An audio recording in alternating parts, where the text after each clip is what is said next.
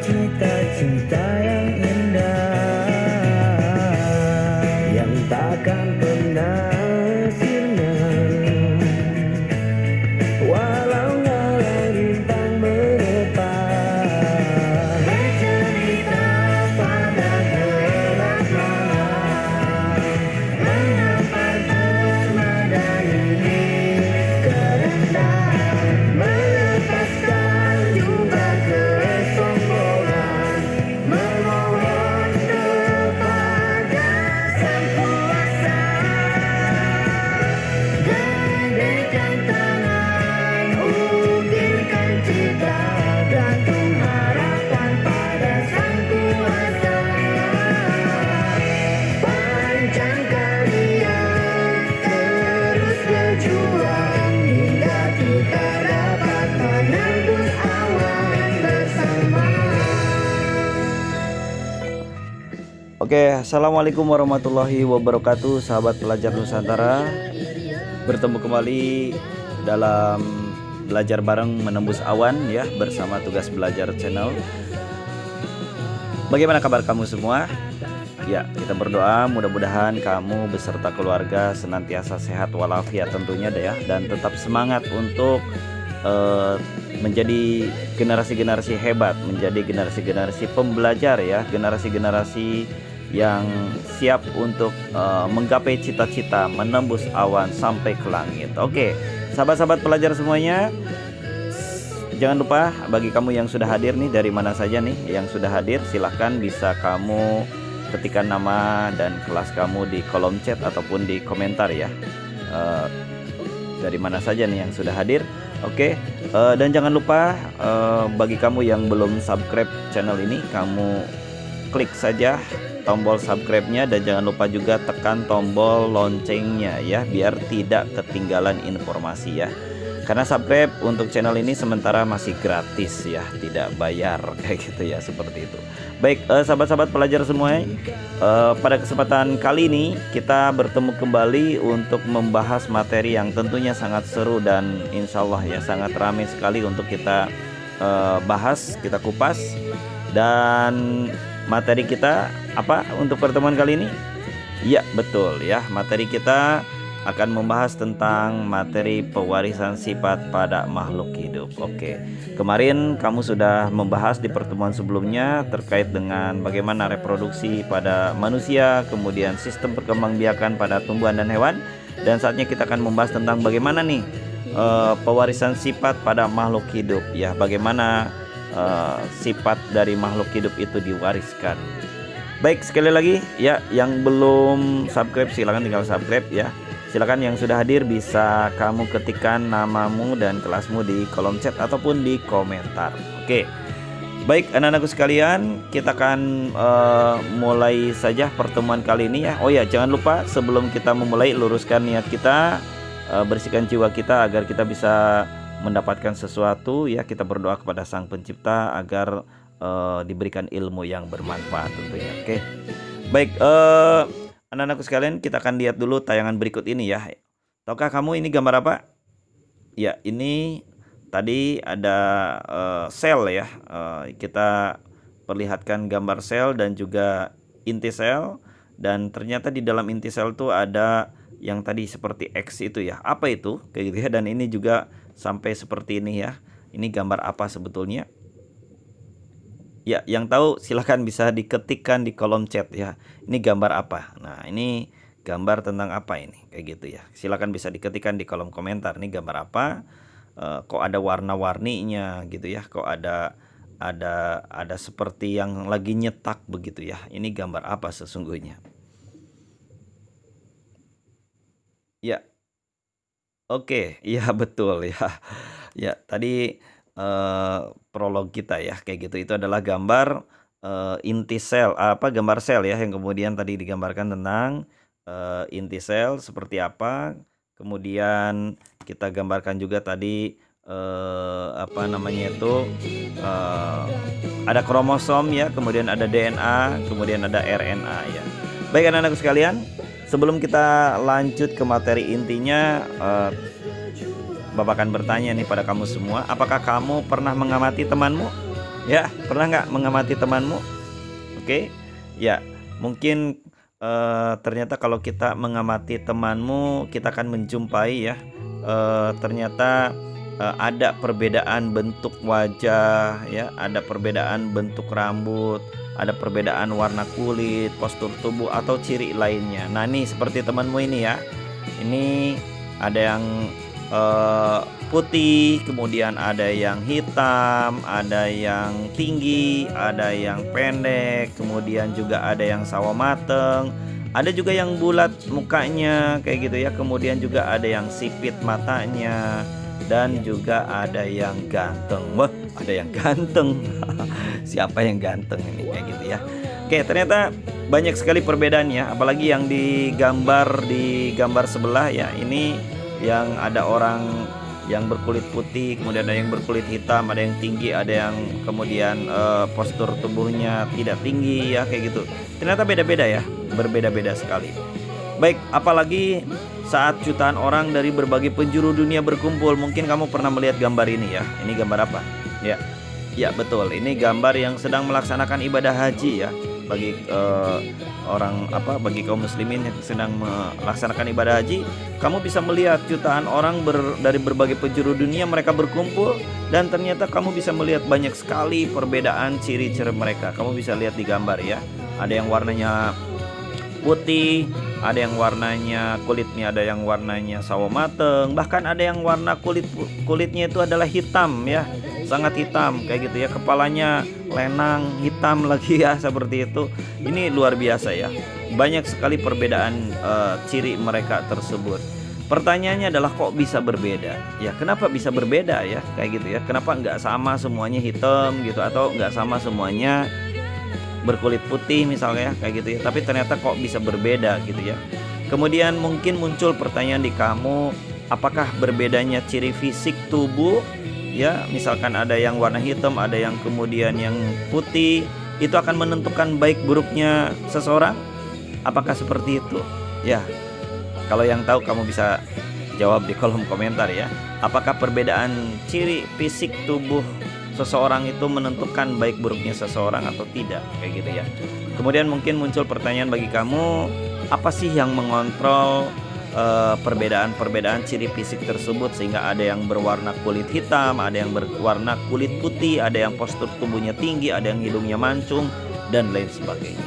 Ada yang tahu ya apa yang kemudian mengontrol perbedaan ciri fisik tersebut? Coba tulis di kolom chat apa saja nih, atau di kolom komentar apa aja kira-kira yang mengontrol perbedaan ciri fisik tersebut. Oke, ya benar. Ternyata anak-anak sekalian, perbedaan tersebut itu dikontrol oleh sesuatu yang disebut sebagai gen. Jadi ada pengontrolnya ya. Ada pengontrolnya, yaitu yang disebut dengan gen ya. Dan gen ini tentu diwarisi dari orang tua kita ya. Dengan peran gen inilah ciri-ciri tubuh kita itu akhirnya mirip dengan orang tua kita kayak gitu kan, seperti itu. Baik anak-anak sekalian ya, sekali lagi kita patut bersyukur kepada Tuhan Yang Maha Esa ya. Kita patut bersyukur, alhamdulillah gitu kan, seperti itu. Kita bersyukur kepada Allah Yang Maha Kuasa. Kenapa ya? Dengan adanya gen-gen ini ya, dengan adanya gen-gen ini, dan Dia telah menciptakan kita dengan sempurna. Dia telah memberikan gen-gen kepada kita dengan sempurna. Kenapa? Karena kekurangan satu gen saja ini dapat menyebabkan kelainan pada ciri tubuh kita. Dan alhamdulillah hari ini kita sehat. Hari ini kita tercipta dengan sempurna. Oleh karena itu kita patut bersyukur kepada Sang Maha Kuasa dengan senantiasa taat kepadanya, dengan senantiasa mengikuti perintah-perintahnya dan menjauhi larangannya tentunya ya, kayak gitu ya, seperti itu. Oleh karena itu jadilah orang-orang yang bersyukur ya. Mudah-mudahan kita termasuk orang-orang yang bersyukur tersebut. Baik anak-anakku sekalian, pertanyaannya adalah di manakah letak gen tersebut ya? Di mana letak gen tersebut? Bagaimana proses pewarisan gen tersebut dari orang tua kepada keturunannya? Kemudian dapatkah kita mengubah gen-gen tersebut ya, gen-gen suatu makhluk hidup, misalnya padi gitu ya, sehingga si padi tersebut itu bisa meningkat hasil produksinya. Yuk pelajari bab ini dengan antusias ya. Kita semua akan bahas pertanyaan-pertanyaan ini, jawabannya di sini tentunya. Baik anak-anak sekalian, sebelum masuk ke materi, Bapak ingin mengingatkan dalam sebuah firman Allah Subhanahu wa taala berfirman, kami perintahkan kepada manusia supaya berbuat baik kepada dua orang ibu bapanya. Ya, bagi kamu yang masih memiliki ibu bapanya, berbuat baiklah kepada dua orang ibu bapanya. Ibunya mengandung dengan susah payah dan melahirkan dengan susah payah pula. Mengandungnya sampai menyapinya ada 30 bulan, sehingga apabila dia telah dewasa dan umurnya sampai 40 tahun, ia berdoa, "Ya Tuhanku, tunjukilah aku untuk mensyukuri nikmat Engkau yang telah Engkau berikan kepadaku dan kepada ibu bapakku, dan supaya aku dapat berbuat amal yang soleh yang Engkau ridhoi. Berilah kebaikan kepadaku dengan memberi kebaikan kepada anak cucuku. Sesungguhnya aku bertobat kepada Engkau dan sesungguhnya aku termasuk orang-orang yang berserah diri." Ya anak-anak sekalian, Bapak mengingatkan kepada kamu semua, selagi ayah dan ibu kita masih ada, berbuat baik sama ayah dan ibu kita ya.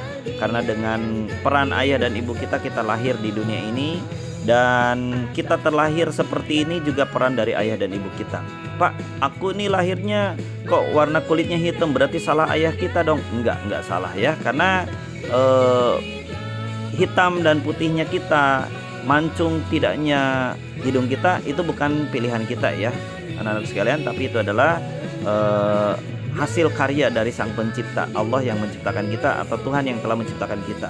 Kita tidak punya pilihan untuk menentukan kita pengen putih, kita pengen hitam, kita nggak bisa kayak gitu kan. Karena itu ciri fisik tadi itu tidak akan menentukan baik dan buruknya kita ya. Tapi yang menentukan baik buruknya kita adalah sikap kita, tingkah laku kita, berpikir kita, berperilaku kita kayak gitu kan, seperti itu. Baik anak-anak sekalian, indikator pencapaian kompetisi untuk materi pembelajaran kali ini? Kalian diharapkan nanti setelah mempelajari ini mampu menjelaskan molekul yang mendasari pewarisan sifat pada makhluk hidup. Kemudian kamu juga mampu mengidentifikasi struktur molekul DNA. Kemudian kamu juga mampu mendeskripsikan struktur materi genetik yang bertanggung jawab dalam pewarisan sifat, dan menganalisis hubungan antara kromosom, DNA, gen, RNA, dan karakteristik makhluk hidup kayak gitu ya. Kompetisi dasarnya ada di sini ya, kayak gitu ya, seperti itu. Baik anak-anak sekalian, sahabat pelajar semua, kita akan lihat peta konsepnya ataupun peta materinya pewarisan sifat ini ya. Pada pewarisan sifat pada makhluk hidup ini, kita akan membahas tentang yang pertama yang akan kita bahas adalah molekul yang mendasari pewarisan sifat. Ini apa saja nih molekul yang mendasari pewarisan sifat? Kemudian kita akan bahas tentang bagaimana hukum pewarisan sifat. Kemudian kita juga akan membahas terkait dengan pewarisan sifat pada makhluk dan kelainan sifat yang diturunkan ya.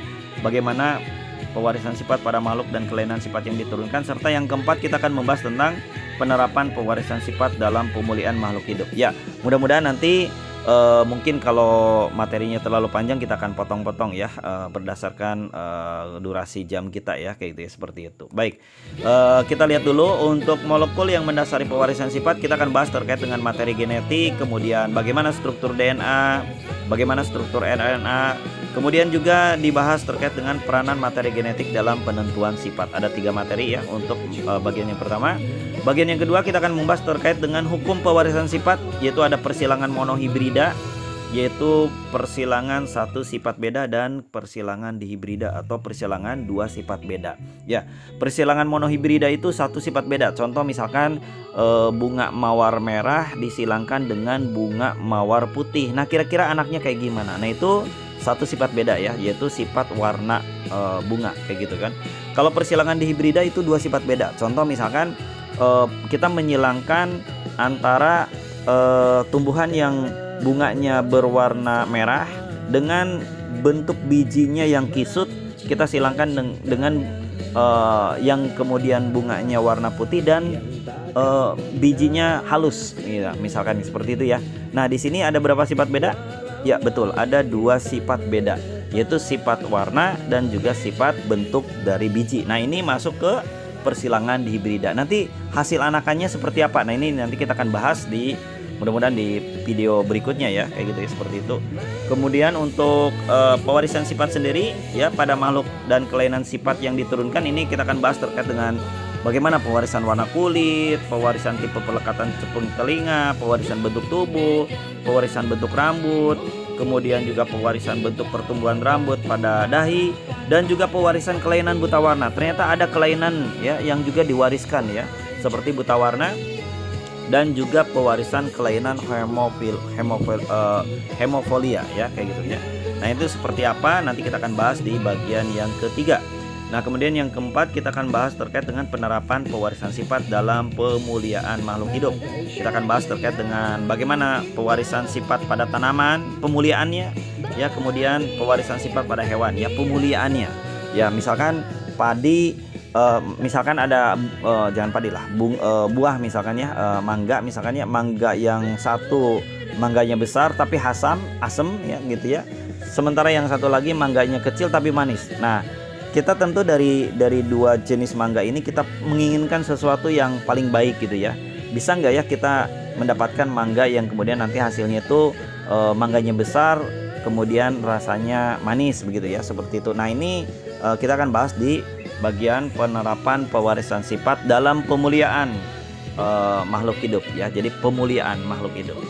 Baik anak-anakku sekalian, kita akan bahas satu persatu. Kita akan bahas terlebih dahulu molekul yang mendasari pewarisan sifat ya, molekul yang mendasari pewarisan sifat. Untuk materi yang pertama kita akan bahas terkait dengan materi genetik ya, materi genetik. Baik, molekul yang mendasari pewarisan sifat yaitu tadi ada 3 materi ya, ada materi genetik, ada struktur DNA, ada peranan materi genetik dalam penentuan sifat. Nah, untuk materi genetik kita akan bahas tentang apa sih peran penting dalam pewarisan sifat materi genetik tersebut, peran pentingnya apa kayak gitu ya. Kemudian yang kedua kita akan bahas terkait dengan molekul apa yang berperan sebagai materi genetik tersebut, molekul apa ya yang berperan dalam materi genetik tersebut. Dan yang terakhir kita akan bahas terkait dengan apa bedanya DNA, RNA, gen, histon, dan kromosom. Ya, baik, untuk peran penting materi genetik dalam pewarisan sifat, ternyata dia punya peran yang sangat penting ya, terutama dalam mewariskan warna kulit, bentuk rambut, bentuk hidung, bahkan beberapa jenis penyakit tertentu seperti tadi di diagram yang awal ya. Kemudian setiap ciri atau sifat pada setiap orang itu adalah warisan dari orang tua gitu ya. Ternyata ciri mancungnya kamu ya, ataupun misalkan warna kulitnya sawo mateng ataupun putih misalkan, itu adalah warisan dari orang tua kita kayak gitu ya. Kemudian pewarisan tersebut itu dibawa oleh sel kelamin baik dari ayah maupun dari ibu kayak gitu ya, seperti itu. Nah, sedangkan untuk molekul apa yang kemudian berperan sebagai materi genetik? Ya, betul. Jawabannya adalah asam nukleat ya, asam nukleat. Asam nukleat ini terdiri dari 2 ya, yaitu ada DNA dan ada RNA. DNA itu singkatan dari deoksiribonukleik asid, dan juga RNA atau ribonukleik asid ya, acid ya. Acid itu asam ya, kayak gitu ya, seperti itu. Nah, apa bedanya DNA, RNA, gen, histon atau kromosom? Nah, di sini dirangkum. Untuk gen itu kalau tadi DNA bedanya deoksiribosa ya dengan ribo saja. Sementara untuk gen itu adalah unit yang mempengaruhi sifat yang menentukan ciri setiap makhluk hidup. Sedangkan protein histon itu adalah protein yang dililitkan oleh DNA. Sedangkan kromosom itu adalah seluruh untai DNA, strukturnya jelas saat terjadi pembelahan. Ya, kamu bisa melihat di halaman 122 ya, di buku di buku materi ya, kayak gitu, bisa dilihat di halaman 122. Baik, anak-anak sekalian, di manakah letak DNA? Ya, DNA terletak di dalam inti sel seperti tadi digambarkan dalam video. Jadi DNA itu terletak di dalam inti sel, namun ada pula yang tidak terdapat di inti sel, kayak gitu ya. DNA itu merupakan untaian yang sangat panjang. DNA itu melilit pada protein histon ya, ada protein yang kemudian dililiti oleh DNA ini kayak gitu. Nah, kemudian seluruh untai DNA itu akan seluruh untainya ya, seluruh untai DNA itu ini disebut atau dikenal dengan kromosom gitu ya, dikenal dengan kromosom. Nah, si kromosom ini akan nampak terlihat mudah diamati ini pada saat membelah ya, pada saat sel membelah. Makanya ketika pembahasan bab 1 di pembelahan sel ya, kita udah pernah bahas terkait dengan pembelahan sel, ada meiosis, ada mitosis. Nah, dalam fase-fase meiosis tersebut ada di antara fase ketika kromosom itu tampak terlihat dengan jelas ya. Karena memang kromosom ini akan menebal ketika terjadi pembelahan kayak gitu ya. Oleh karena itu kita dapat melihat struktur kromosom ini pada saat sel akan membelah. Nah, ini kamu bisa lihat ya si ganteng ini ya. Kita coba ambil jaringan kulitnya begitu ya. Ketika kita ambil salah satu jaringan kulitnya itu ternyata di dalamnya kan ada sel kulit. Misalkan kita ambil salah satunya itu adalah sel kulit, maka kamu bisa melihat di sini ada kromosom. Nah, ini kromosomnya ya, ini kromosomnya, dan di dalam kromosom ini ada kromatin. Nah, di dalam kromosom ini kalau kita perbesar lagi, di dalamnya itu ada benang-benang kromatin ya, kromatin. Jadi ada kromosom yang sudah berbentuk seperti X ini ya, kemudian ada salah satu lengannya ini disebut dengan kromatin. Nah, di dalam lengannya tersebut ada benang-benang yang disebut dengan kromatin ya. Kalau kita perbesar lagi ternyata di dalamnya itu ada protein histon ya. Ini ada protein histon kayak gitu ya, yang kemudian si protein histon ini dililiti oleh yang warna biru. Nah, yang warna biru inilah yang disebut dengan DNA. Dan kalau diperbesar lagi, DNA-nya itu berbentuk seperti ulir ya, seperti double helix ya, kayak gitu, seperti itu. Nah, itu untuk urutan di mana sih letaknya DNA, kromosom, dan kemudian sel kayak gitu ya, seperti itu.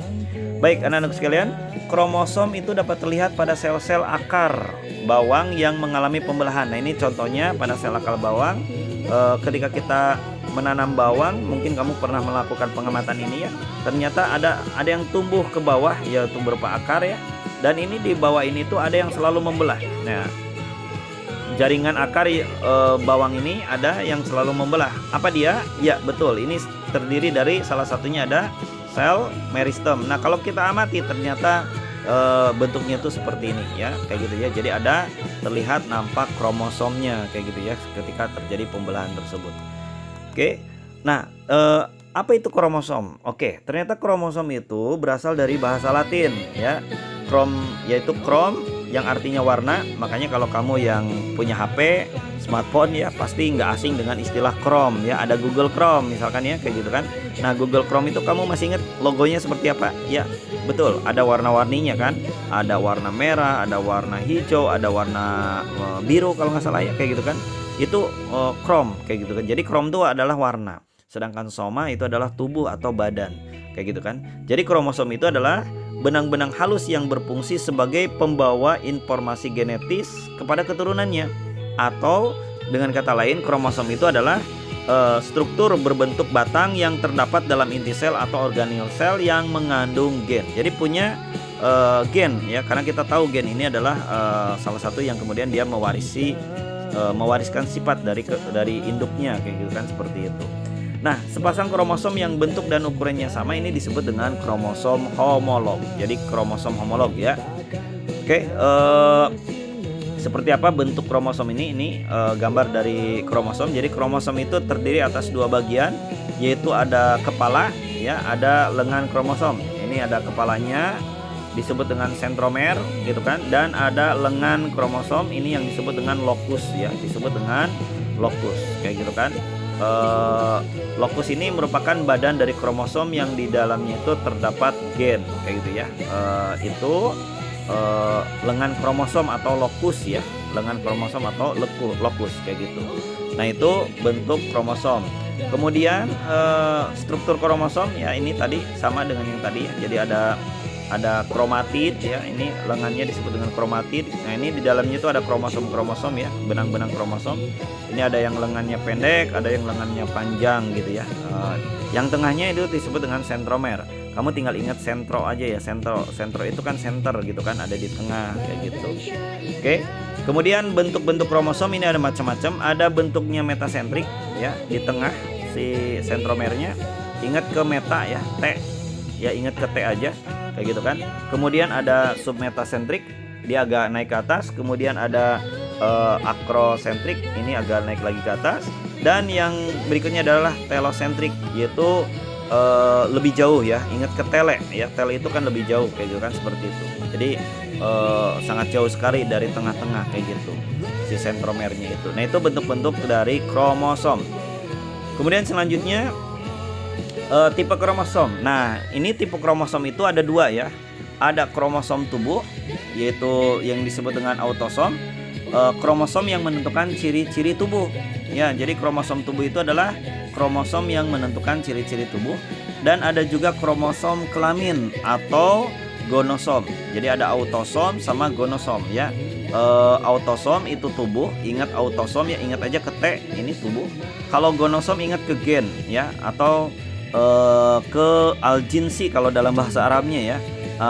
Ke bahasa Indonesia itu menjadi jenis. Jadi kamu ingat gen, ingat jenis, ingat jinsi ya, jenis kelamin kayak gitu ya. Jadi ada jenis kelamin kayak gitu. Jadi untuk menentukan kromosom yang menentukan jenis kelamin pada individu jantan atau betina ya, atau pada manusia atau pria wanita gitu kan, seperti itu. Misalnya kalau pada hewan itu pada kromosom lalat nih, itu pada lalat buah misalkan dia memiliki 4 pasang kromosom, terdiri atas 3 pasang autosom dan 1 pasang gonosom. Jadi 3 pasang autosom itu berarti 3 pasang sel itu 3 pasang untuk kromosom tubuhnya dan 1 pasang kromosom untuk kelaminnya, begitu ya, seperti itu. Nah, bagaimana untuk manusia?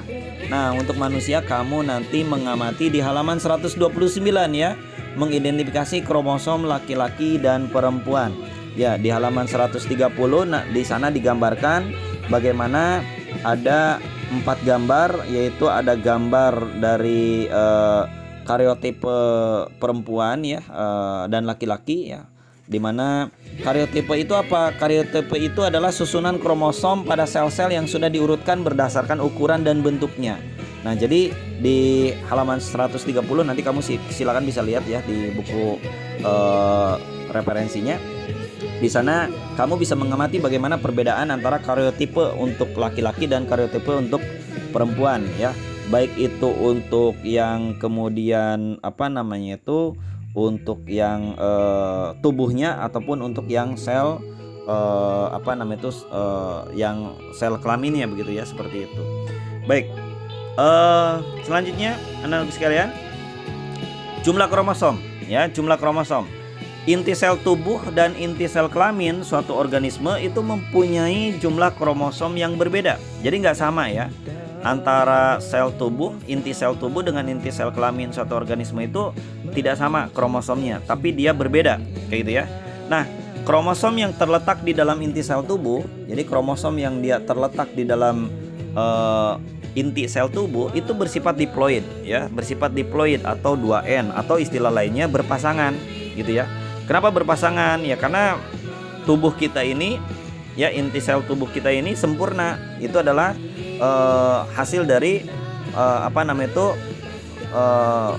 ada dari warisan dari ayah, ada dari warisan ibu gitu kan, seperti itu. Makanya tubuh kita itu jadi 2N gitu kan, ya berpasangan gitu. Nah, sedangkan di dalam inti sel kelamin gitu ya, di dalam inti sel kelamin atau di dalam inti sel gamet begitu ya, maka dia bersifatnya haploid ya, bersifat haploid atau hanya N saja, alias tidak berpasangan kayak gitu kan, tidak berpasangan. Kenapa tidak berpasangan? Karena memang kita yang sel gamet ini tuh diperuntukkan untuk nanti membentuk generasi berikutnya gitu kan, untuk membentuk keturunan baru, dan ini membutuhkan pasangannya gitu kan. Kenapa? Karena sang pencipta memang menciptakan segala sesuatu berpasangan gitu kan. Wa khalaqnakum azwaja, dan kami telah jadikan kalian itu berpasang-pasangan, ada laki, ada perempuan, ada gelap, ada terang, ada siang, ada malam, begitu ya, seperti itu ya. Maka diciptakanlah untuk sel gametnya itu tak berpasangan atau disebut dengan haploid ya, hanya N saja gitu kan, seperti itu. Nah, untuk manusia, nah jumlah kromosom pada sel tubuh manusia itu sebanyak 46 kromosom. Jadi ada 46 kromosom ya, ada 46 kromosom atau 23 buah gitu ya. 23 pasang ya. Jadi 46 kromosom atau 23 pasang kayak gitu ya, seperti itu. Nah, nanti kamu diamati ya di halaman 130, ternyata kromosom yang nomor 1 sampai nomor 22 itulah yang disebut dengan autosom. Jadi yang menentukan ciri tubuh. Sedangkan untuk yang nomor 23 itu yang disebut dengan gonosom gitu ya. Gonosom itu berarti kromosom kelamin ya, kromosom yang menentukan jenis kelamin begitu kan, seperti itu. Nah, jadi kromosom nomor 23 ya, kromosom gonosom inilah yang kemudian membedakan kamu apakah kamu nanti jadi laki-laki atau jadi perempuan begitu ya, seperti itu. Ya, itu apa namanya itu untuk jumlah kromosom kayak gitu ya.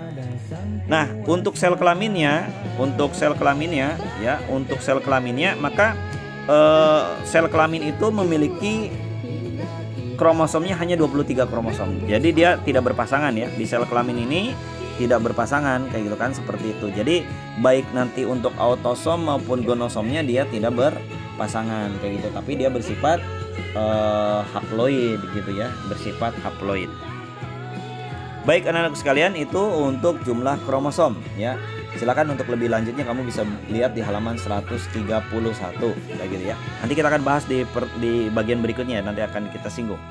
Selanjutnya kita akan bahas terkait dengan struktur DNA dan RNA. Nah, ini menarik nih, karena ini kita akan menelusuri lebih jauh lagi kayak gimana sih DNA sama RNA itu ya.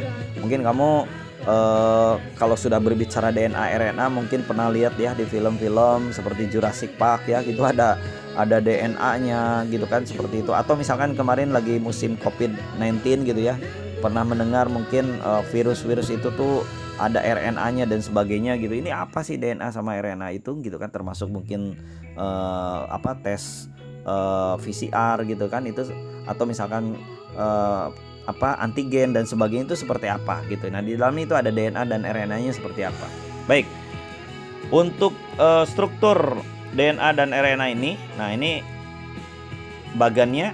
Jadi struktur DNA dan RNA ini, ternyata DNA itu memiliki struktur seperti untai ganda yang membentuk helix ya, atau membentuk ulir. Jadi seperti itu sesuatu yang merambat, yang kemudian mengulir gitu ya. Ada ulirnya.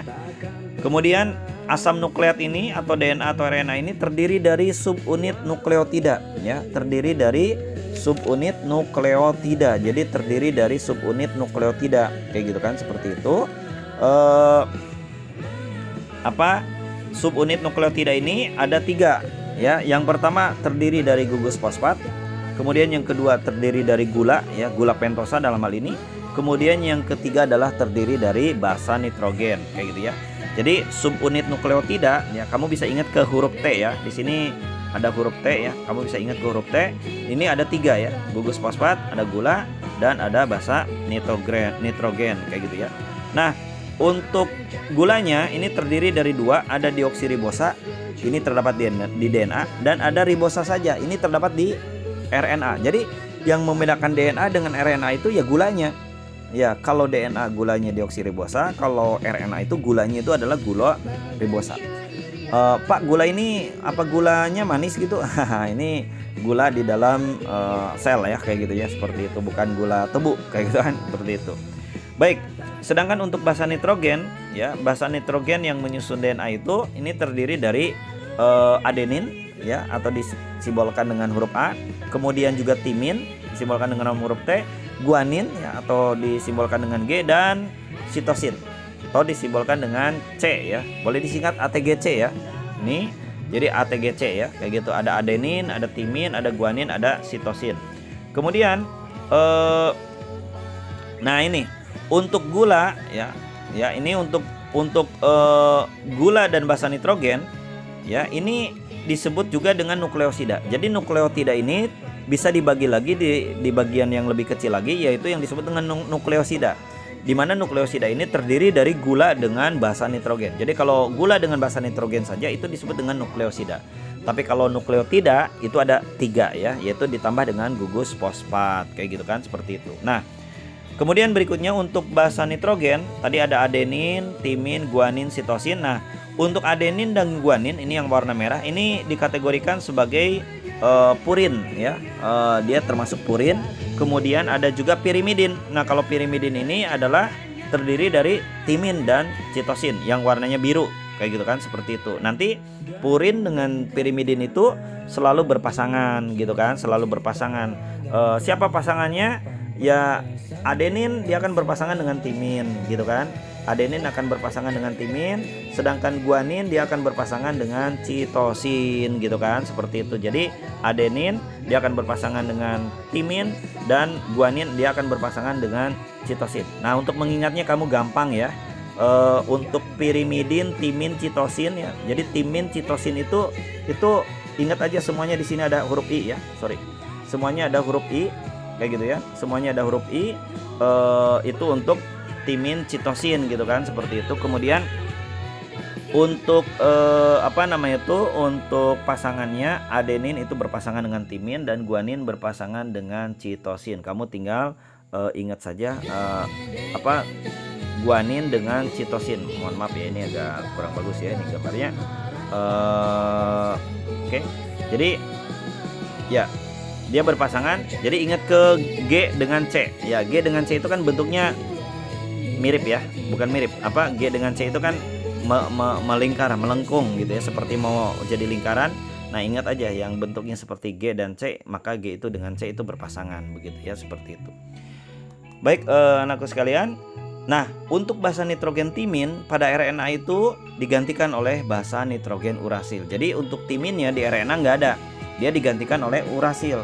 Ya, kamu boleh mengingatnya si RNA itu nggak suka sama T ya, nggak suka sama timin gitu kan, makanya timinnya diganti sama RSTU ya, sama urasil gitu kan, seperti itu. Jadi timinnya diganti dengan urasil di RNA itu. Oke, nah itu nah ini untuk DNA ya, yang dimaksud dengan double helix atau untai ganda yang membentuk helix itu seperti itu. Nah, kita akan lihat lebih detail lagi. Penemuan struktur DNA ini tak lepas dari penelitian dua peneliti ya, yang dia menggunakan teknik kristalografi atau dipraksi sinar X ya pada tahun 1953 oleh Franklin dan Wilkins gitu ya.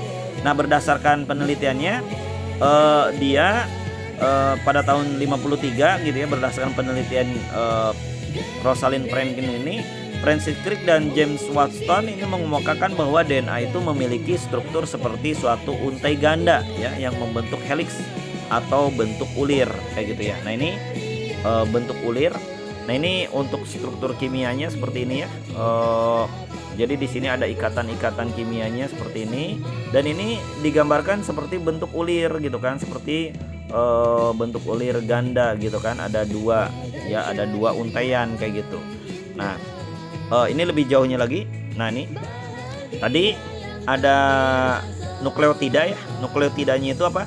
Tadi ada basa nitrogen, ada gula. Nah, ini gula tuh yang ini ya, yang ini atau yang ini ya, sama aja ini. Yang ada segi 5, makanya disebut dengan gula pentosa ya. Jadi ada basa nitrogen, ada gula, ada gugus fosfat. Nah, untuk basa nitrogen, gula dengan gugus fosfat ini nukleotida gitu ya. Jadi itu yang disebut dengan nukleotida. Jadi dari sini kamu bisa melihat ada berapa nukleotida nih. Oke, di gambar ini ada berapa nukleotida kira-kira? Coba kamu hitung ya. Ingat, nukleotida itu terdiri dari basa nitrogen, gula, sama fosfat. Ini di gambar ini ada berapa nukleotidanya? Ya, yang kamu bisa ketik ya di komentar nih atau di chat ya. Ini ada berapa ya? Kita coba hitung ya.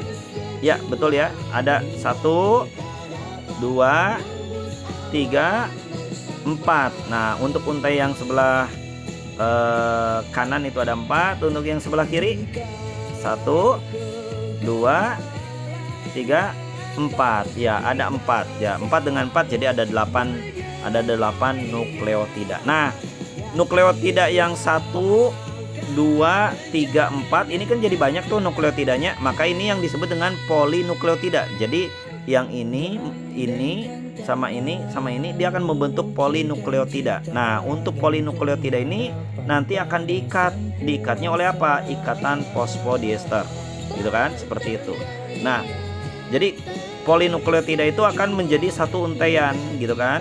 Nah, ketika ada dua untaian polinukleotida yang kemudian basa nitrogennya nanti saling mengikat, diikat oleh ikatan hidrogen, maka di sana nanti akan terbentuk yang namanya DNA, gitu kan, seperti itu.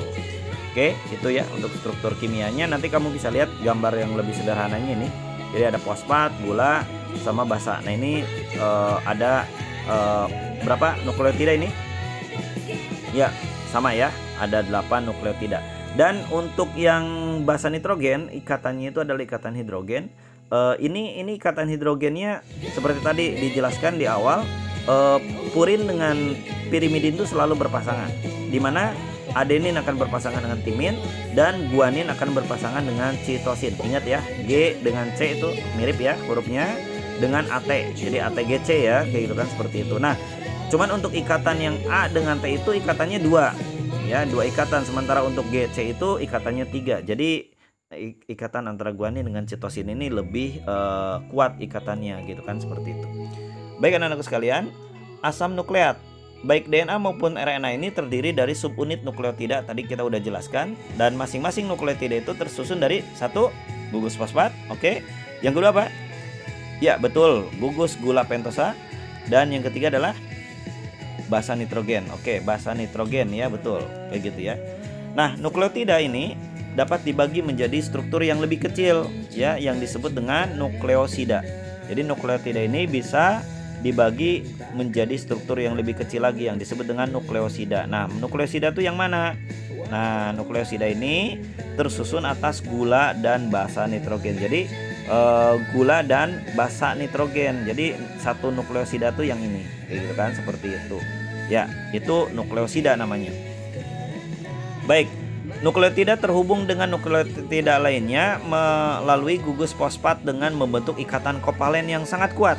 Ya, ikatan kovalennya itu adalah ikatan ester kovalen atau biasa disebut dengan ikatan fotodiester. Ini ya, ikatan fotodiester ya di sebelah sana. Kemudian ikatan antara nukleotida ini nanti akan membentuk rantai polinukleotida. Jadi yang ke atas ini nanti akan membentuk polinukleotida. Jadi banyak ya nukleotidanya. Kemudian DNA terbentuk oleh 2 rantai polinukleotida. Kedua rantai polinukleotida ini, jadi ada satu rantai nukleotida yang satu ini polinukleotida, yang kedua adalah yang sebelah sini polinukleotidanya. Lalu dia akan saling terikat ya. Kedua rantai polinukleotida ini tersebut memiliki orientasi yang saling berlawanan ya, atau anti paralel, gitu kan, seperti itu ya. Kedua rantai polinukleotida tersebut saling berikatan satu dengan yang lainnya melalui ikatan apa? Melalui ikatan, ya betul, melalui ikatan hidrogen yang terbentuk antara pasangan basa nitrogen, gitu kan, yang tadi udah dijelaskan ya. Ada yang kemudian ikatannya 2, ada yang kemudian ikatannya 3, gitu kan, seperti itu. Nah, basa nitrogen dalam DNA selalu berpasangan antara kelompok purin dan pirimidin, oke? Di mana adenin berpasangan dengan timin, kemudian guanin dia berpasangan dengan citosin ya. Jadi untuk mengingatnya gampang ya, tadi udah dijelaskan, G dengan C, kemudian adenin dengan timin. Timin dengan citosin ini sama-sama I, maka dia termasuk ke pirimidin, oke. Sedangkan adenin dengan guanin ini masuk ke purin, gitu kan, seperti itu. Baik, ikatan antara A dengan T dia membentuk 2 ikatan hidrogen, sedangkan antara C dengan G membentuk 3 ikatan hidrogen. Ini ya, ada 2 ikatan, ada 3 ikatan hidrogen. Nah, karena C dengan G itu lebih kuat dari ikatan AT ya, maka karena dia 3 ya, makanya dia G dengan C itu lebih kuat. Nah, spesifitas pasangan basa ini yang disebut dengan komplementaritas, kayak gitu. Baik anak-anak sekalian, tahukah kamu, jadi struktur helix DNA itu terbentuk karena adanya beberapa jenis ikatan kimia, gitu ya. Ikatan kimianya apa? Yang pertama adalah ikatan hidrogen. Ikatan hidrogen terjadi di mana? Ya, antara untai DNA itu, ya, antara untai DNA, antara polinukleotida yang satu dengan polinukleotida yang lainnya, gitu kan, seperti itu. Jadi antara untai DNA itu diikat oleh ikatan hidrogen. Yang kedua, antara basa nitrogen dan gula. Jadi basa nitrogen dan gula pun itu diikat. oleh ikatan yang namanya ikatan glikosida ya. Kamu tinggal ingat saja untuk gula ini diikat oleh ikatan glikosida ya, sama-sama G ya, kayak gitu kan, seperti itu. Kemudian sedangkan antara nukleotida itu dihubungkan dengan ikatan fosfodiester ya, karena ada gugus fosfatnya itu ya. Jadi ingat aja yang dekat dengan fosfat dia akan diikat oleh fosfodiester gitu kan, seperti itu. Nah, ini tadi ya, sekali lagi ya. Jadi di sini ada ikatan fosfodiester, di sini ada fosfat, kemudian antara basa nitrogen atau antara untai DNA yang satu dengan untai DNA yang lain gitu kan. Ini diikat oleh ikatan hidrogen begitu ya.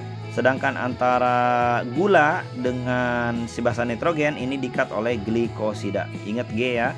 Ini gula, ini basa nitrogen, maka diikat oleh ikatan glikosida. Kayak gitu kan, seperti itu ya. Itu untuk untuk DNA. Nah, ini bentuknya sama kayak gini ya. Jadi berpasang-pasangan, A dengan T, C dengan G dan seterusnya kayak gitu. Ini ukurannya panjangnya ini segini itu 3,4 nanometer ya. 3,4 nanometer itu bisa kebayang ya segede apa gitu kan. Sangat kecil banget. Jadi 3,4 dibagi 10 pangkat 9 ya, kayak gitu kan, seperti itu ya. Betul ya, 10 pangkat 9 ya. Jadi sangat kecil banget kayak gitu, sangat kecil banget. Oke. Anak-anak sekalian, DNA manusia itu memiliki sekitar 3 miliar nukleotida. Wow, banyak banget ya. 3 miliar nukleotida. Ya. Dan lebih dari 99,9% dari nukleotida tersebut ternyata sama pada semua orang. Gitu ya. Jadi sama pada semua orang kayak gitu. Nah, kemudian molekul DNA ini sangat panjang ya. Bayangin ya, 3 miliar nukleotida. Makanya DNA-nya sangat panjang banget, sehingga tidak dapat masuk ke dalam sel tanpa kemasan yang tepat. Jadi butuh kemasan yang tepat. Apa kemasannya? Apakah plastik? No, bukan gitu ya. Nah, agar muat di dalam sel, maka DNA tersebut digulung. Ya, jadi dia digulung dengan membentuk struktur yang disebut dengan kromosom ya, kromosom yang tadi dijelaskan di awal kayak gitu kan. Nah, setiap kromosom itu mengandung molekul DNA tunggal dan manusia itu memiliki 23 pasang kromosom yang ditemukan di dalam inti sel. Jadi ada 23 pasang kromosom. Oke. DNA itu ya, DNA itu semacam apa? Ya, jadi DNA itu adalah semacam kode genetik dalam tubuh makhluk hidup. Ya, termasuk manusia. Jadi DNA itu adalah kode genetik. Ya, ada kode-kodenya. Sederhananya, ia mengibaratkan DNA itu adalah unsur terkecil dari sebuah buku besar, catatan diri manusia yang namanya genom, gitu kan? Jadi DNA itu adalah unsur terkecil dari sebuah buku besar, catatan diri manusia yang namanya genom, kayak gitu kan? Apa itu genom? Genom itu dalam genetika atau juga biologi molekular ya, modern. Genom itu adalah keseluruhan dari informasi genetik yang dimiliki oleh satu sel atau organisme, atau khususnya keseluruhan asam nukleat yang memuat informasi tersebut. Itulah yang disebut dengan genom. Secara fisik, genom itu dapat terbagi menjadi molekul-molekul asam nukleat yang berbeda ya, sebagai kromosom ataupun sebagai plasmid gitu kan. Sementara secara fungsi, genom dapat terbagi menjadi gen-gen. Jadi kalau secara fisik nanti ada sebagai kromosom gitu ya, ada plasmid gitu kan. Nah, secara fungsinya genom itu nanti dibagi menjadi ada gen dan seterusnya kayak gitu kan, seperti itu. Nih, istilah genom diperkenalkan oleh Hans Wilhelm ini di Universitas Hamburg, Jerman pada tahun 1920. Mungkin genom ini sebagai gabungan dari kata gen dengan kromosom, maka disingkat dengan genom gitu ya. Dimaksudkan adalah untuk menyatakan dari kumpulan gen. Nah, setiap organisme itu memiliki genom yang mengandung informasi biologis yang diperlukan untuk membangun tubuhnya dan mempertahankan hidupnya serta diwariskan ke generasi berikutnya. Jadi dia ada informasi genetisnya ya. Nah, kebanyakan genom termasuk milik manusia dan makhluk hidup bersel lainnya, dia terbuat dari DNA. Jadi genomnya itu terbuat dari DNA atau dari asam deoksiribonukleat itu. Namun sejumlah virus dia memiliki genomnya RNA ya, yaitu asam ribonukleat ya, seperti virus COVID-19 ya. Virus COVID-19 ini genomnya itu dari RNA gitu kan, RNA. Nanti RNA-nya seperti apa belum tergambarkan ya. Oke, ini gambaran untuk apa namanya itu keberadaan gen, DNA, kromosom sama sel sama inti sel. Jadi di dalam sel ini ada inti sel yang disebut dengan nukleus. Nah, ini di dalam nukleus ini tuh ada kromosom-kromosom ini yang kecil-kecil ini ya. Nah, kromosom ini kalau kita perbesar, di sini kan ada lengan-lengan kromosomnya itu ya, yang disebut dengan lokus ya, atau ada kromatid juga gitu kan. Nah, di dalamnya itu ada benang-benang kromosom yang disebut dengan kromatin gitu kan. Nah, yang kromatin ini nanti dia meliliti protein histon. Nah, yang meliliti protein histon itulah yang disebut dengan DNA ya. DNA-nya seperti ini. Nah, ini juga sama ya. Jadi kromosom ini dia meliliti protein histon. Kemudian yang biru ini nanti diperbesar lagi. Nah, setelah diperbesar lagi ternyata dia berupa double helix. Nah, di dalam double helix inilah ada gen-gennya. Ada gen 1, ada gen 2 dan seterusnya. Ada pewaris sifat hidung, ada pewaris sifat mungkin postur tubuh lah dan sebagainya kayak gitu kan, seperti itu. Jadi kamu bisa melihat ya, mana yang lebih besar? DNA atau gen? Coba kamu jawab ya. Mana yang lebih besar? DNA atau gen? Kayak gitu kan, seperti itu ya. Oke, ya betul ya. Gen itu yang lebih kecil ya, kayak gitu. Oke. Ini DNA, molekul DNA dalam kehidupan ya. Ini ada setiap sel itu kita ini memiliki triliun ya. Triliun itu berapa ya? Wah, banyak banget selnya. Dan setiap sel manusia itu ada 46 kromosom. Ya, kromosom yang kemudian panjangnya ini 2 meter dari DNA ya. 3 miliar ya DNA subunit ya, ada berbasiskan ATGC ya, ATCG ya sekitar. Jadi kurang lebih di sini ada 30.000 gen ya, ada 30.000 kode gen untuk proteinnya kayak gitu kan, seperti itu. Nah, ini untuk gen ya, ini tadi sama ya seperti tadi ya, ada sel, ada inti, ini ada kromosom, kemudian di dalamnya ada DNA kayak gitu kan, seperti itu. Oke. Nah, bagaimana hubungannya dengan genom, kromosom sama gen? Nah, ini jadi seperti buku, kemudian ada bab-bab gitu ya. Nah, ada kalimat-kalimat gitu ya. Oh ya, fungsi DNA apa? Fungsi DNA itu bagi tubuh kita sebagai pembawa informasi genetika. Kemudian juga dia perantara duplikasi diri dan pewaris sifat.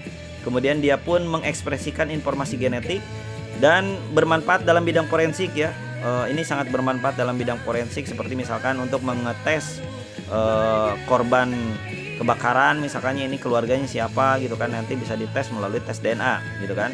Termasuk juga DNA ini punya fungsi untuk mendeteksi penyakit kayak gitu kan. Jadi penyakit pun ini bisa dideteksi melalui DNA kayak gitu kan, seperti itu. Baik anak-anak sekalian, apa namanya itu, ini seperti buku identitas kita yang unik ya. Inilah buku identitas kita yang unik. Jadi kita tuh punya buku identitas yang sangat unik. Unik itu berarti satu sama lain tuh beda gitu ya. Bayangin aja, kode-kodenya tuh sangat banyak banget gitu ya. Kodenya tuh sangat banyak. Nomor HP aja kan hanya berapa angka itu udah macam-macam ya, udah beda-bedanya udah macam-macam gitu. Apalagi ini kalau misalkan kodenya bermiliar-miliar gitu ya, pasti satu orang dengan orang yang lain tuh sangat unik sekali kayak gitu kan, seperti itu. DNA itu semacam kode genetik dalam tubuh makhluk hidup termasuk manusia ya. Sederhananya yaitu mengibaratkan DNA itu adalah unsur terkecil dari sebuah buku besar catatan diri manusia yang namanya genom. Jadi DNA itu unsur terkecil dari buku besar catatan diri manusia yang namanya genom.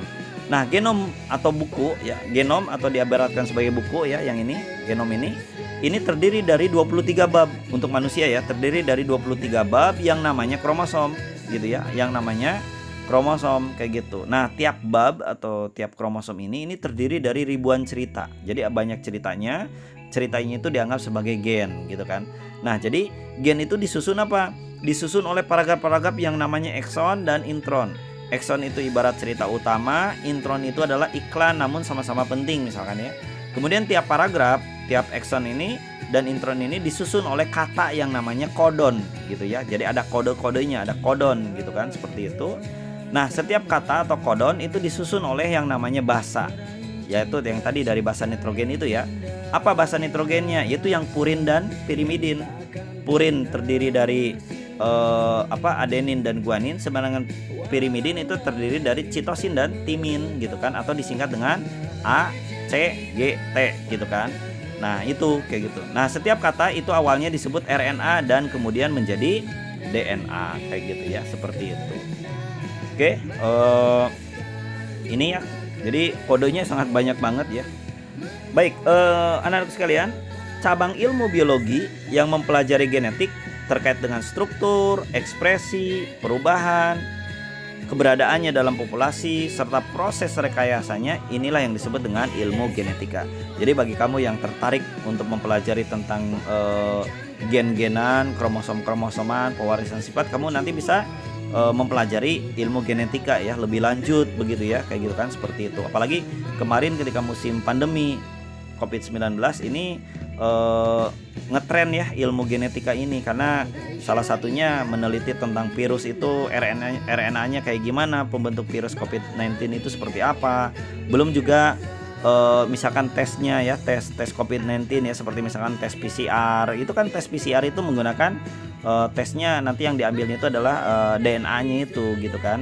Susunan gen-gennya seperti apa gitu kan, genomnya kayak gimana, sama enggak dengan, jadi nanti ada sampel yang terkena virus, kalau sama dengan yang sampel terkena virus maka dia positif begitu kan, seperti itu kayak gitu.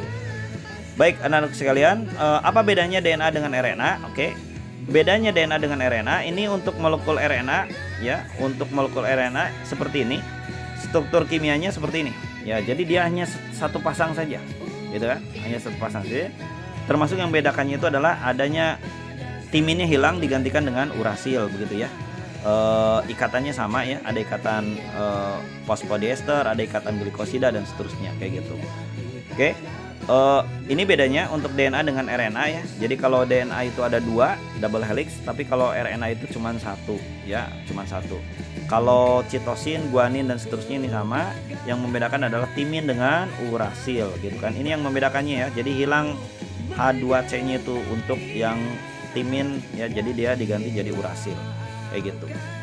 Oke.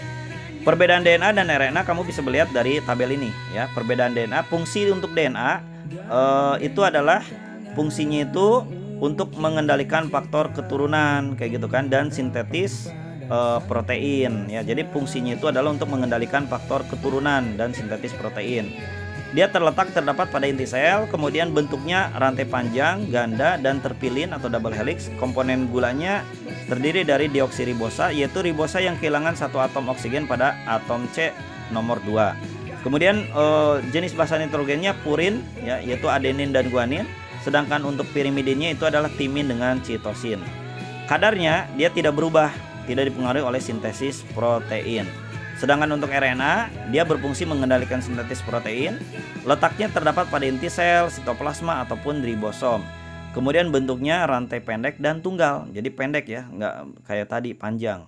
Kemudian komponen gulanya hanya ribosa, purinnya sama adenin dengan guanin, tapi pirimidinnya dia terdiri dari urasil dan citosin kayak gitu kan. Kemudian kadarnya dia berubah dipengaruhi sintetis protein kayak gitu kan, seperti itu. Nah, ini perbedaan antara DNA dengan RNA kayak gitu kan. Apa bedanya gen, kromosom dan genom? Nah, ini pertama mari kita pahami dari lebih kecil ya, yaitu nukleotida. Nukleotida terdiri dari basa nitrogen, ada pirimidin, gugus gula dan fosfat. Ya, nah ini perbedaan DNA. Dia menguntai panjang ini memiliki segmen-segmen ya. Gen adalah segmen-segmen yang ada di DNA kayak gitu kan, seperti itu. Jadi untai DNA yang panjang ini akan tersusun bersama protein dan memintal membentuk kromosom. Nah, ini tadi udah digambarkan juga ya. Jadi kromosom berada di dalam nukleus. Jumlah kromosom berbeda-beda untuk setiap organisme. Kita manusia memiliki 23 pasang kayak gitu kan. Jadi jumlah total keseluruhan DNA yang ada di dalam sebuah sel ini disebut dengan genom. Kesimpulannya, gen adalah bagian segmen yang ada di DNA, sedangkan genom adalah jumlah total keseluruhan DNA yang ada dalam satu sel. Tiap individu punya ribuan gen dan hanya satu genom. Begitu ya, kayak gitu. Baik anak-anak sekalian, itu saja ya, alhamdulillah.